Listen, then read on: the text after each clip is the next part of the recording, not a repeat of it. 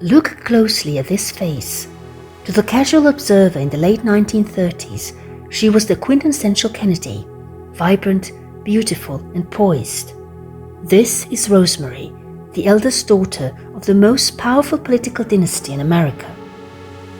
But this image holds a horrific secret that would not be fully revealed for nearly 50 years. While she smiles here, she was standing on the precipice of a medical nightmare that would rob her of her voice, her memory, and her life as she knew it, all at the hands of the person she trusted most. As a young woman, Rosemary flourished in the structured environment of a London convent school while her father served as ambassador. She was a stunning debutante, presented to the king and queen. But when World War II forced the family back to America, her stability crumbled. She began to experience violent fits and mood swings. Her father, Joseph Kennedy Sr., grew terrified that her erratic behavior and rumors of her sneaking out at night would create a scandal that could destroy the political futures of his sons. In 1941, without consulting his wife, Joe Kennedy authorized an experimental procedure, a prefrontal lobotomy. Rosemary was just 23 years old. The details are chilling. She was awake for the entire procedure, given only a mild sedative. Doctors Walter Freeman and James Watts drilled 2 holes into her skull and inserted metal spatulas into her brain. As they cut, they asked her to recite the Lord's Prayer and sing "God Bless America." They only stopped when she became incoherent and could no longer speak. In those few minutes, the vibrant young woman in the photograph was gone forever. The failure was catastrophic. Rosemary was left with the mental capacity of a 2-year-old. She could no longer walk or speak intelligibly. Horrified and ashamed, her father immediately institutionalized her at St. Coletta's in Wisconsin, hidden away from the world. For the next 20 years, her own siblings didn't know where she was. Her father never visited her again. While John F. Kennedy campaigned for the White House, the family line was that Rosemary was a reclusive teacher or simply private. The secret was so deep that even her mother, Rose, did not see her for 2 decades. When we look back at this picture, we aren't just looking at a vintage portrait, we're looking at the face of a woman who was sacrificed for a legacy. But Rosemary's tragedy eventually forced a change. Her sister Eunice, moved by Rosemary's isolation, founded the Special Olympics in 1968, turning her family's private shame into a global movement for inclusion.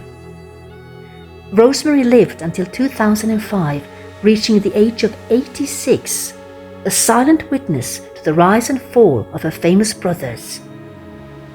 This image remains a powerful reminder that behind the perfect American dream, there were often lives quietly broken to keep the image intact. Look closely at this image. This is the face of 19th century elegance.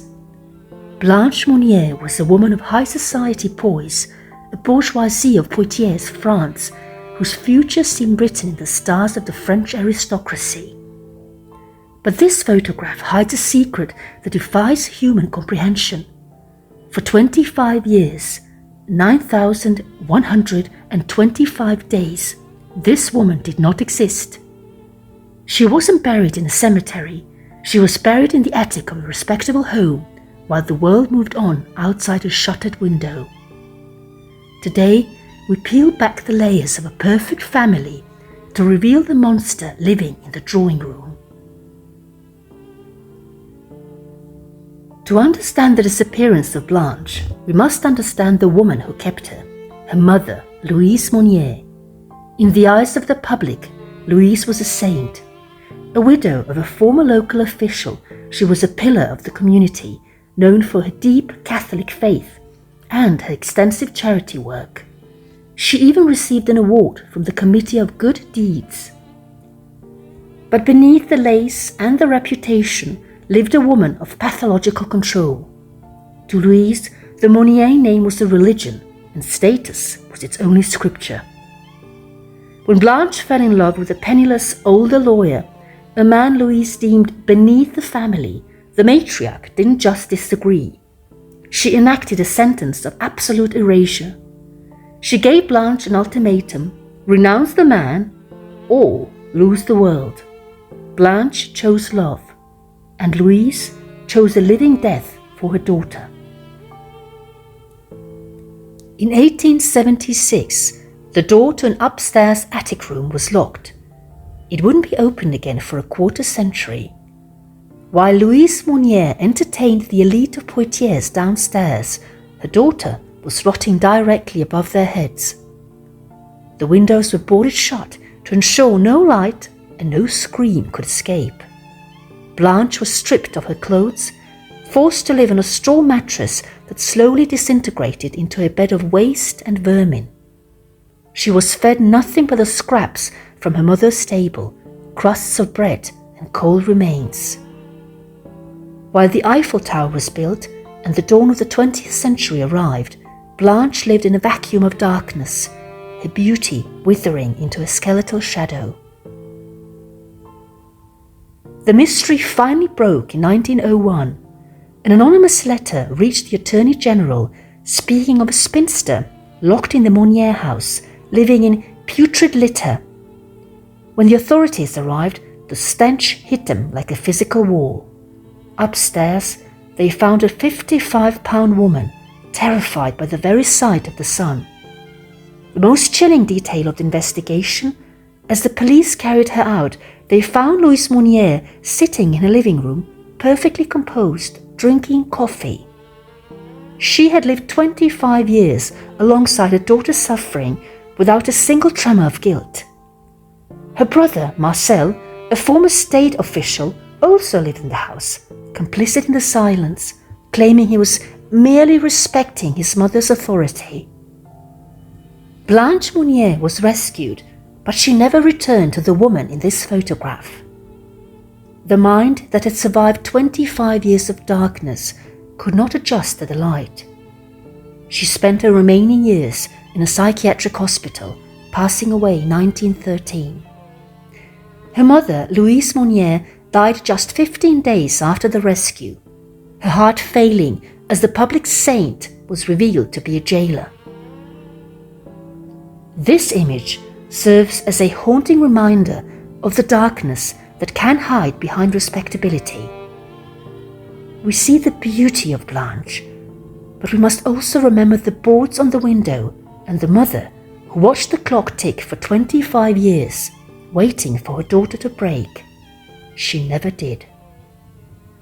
When the world hears the name Dior, they think of silk, luxury, and the golden era of French high fashion. They see the face of a muse. But this woman, Catherine Dior, carried a secret far heavier than any crown of roses. To her brother, the legendary Christian Dior, she was the inspiration for the world-famous Miss Dior fragrance. But to the history of the French resistance, she was something else entirely. Caro, a soldier of the shadows who endured the worst of the Nazi regime and came back to tell the tale. Let's look past the perfume to the woman who stood as a thorn against tyranny. Born into a family that lost its fortune in the Great Depression, Catherine and Christian found solace in the gardens of Provence. But as the 1940s dawned, France was swallowed by the Nazi occupation. While Christian began his rise in the fashion world of Paris, Catherine chose a different path. In 1941, she met Herve de Charbonnier, a founding member of the resistance. She didn't just fall in love with him, she fell in love with his cause. Catherine became a key operative for the F2 network, gathering intelligence on German troop movements and managing clandestine communications right under the noses of the Gestapo. In July of 1944, just weeks before the liberation of Paris, the shadow finally caught up with her. Catherine was arrested by the Gestapo. What followed was a horrific test of human endurance. She was taken to the infamous headquarters in Rue de la Pompe, where she was subjected to brutal interrogation and waterboarding. The secret she held was the names of her fellow fighters. Despite the agony, she never broke. She didn't give up a single name.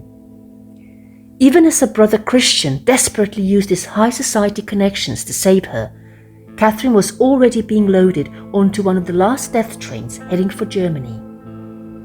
Catherine was sent to Ravensbrück, the notorious all-female concentration camp. Here, the woman who inspired luxury fashion was reduced to a number, forced into grueling slave labor in a munitions factory. She survived the bitter cold, the starvation, and eventually the infamous death marches as the Third Reich collapsed. When she finally returned to Paris in 1945, she was so emaciated that her own brother didn't recognize her at the train station. She had survived the darkness, but she returned a changed woman, carrying the silent weight of those who didn't come back. In 1947, Christian Dior launched his first perfume. He named it Miss Dior as a tribute to Catherine's return and her unbreakable spirit. When we look at this photograph today, we see more than an elegant woman. We see the Rose of Ravensbrück. She spent the rest of her life in the flower fields of Provence, far from the spotlight of Paris fashion, tending to the soil she had fought so hard to liberate.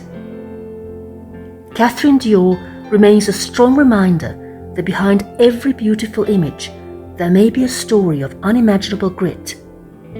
She was the soul of the brand, not because of the clothes she wore, but because of the courage she carried.